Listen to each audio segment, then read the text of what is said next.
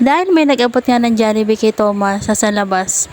Yun kasi yung teacher na taga dito sa amin. Hindi ko masyadong alam ang pangalan niya. Pero lagi niya binabati yun sa umaga. Minsan niya nagbe-bless pa siya.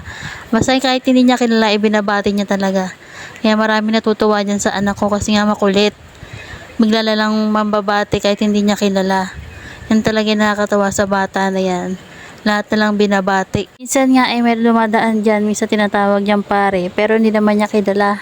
Kasi yung bata talaga na yan, sinasabihan ko na wag kasama pag hindi niya kilala kasi mahirap na. Kasi nga yung batang niya lahat binabati. Kaya minsan sinasabihan ko rin niya na wag sasama pag hindi niya kilala kahit bigyan pa siya ng candy o pera.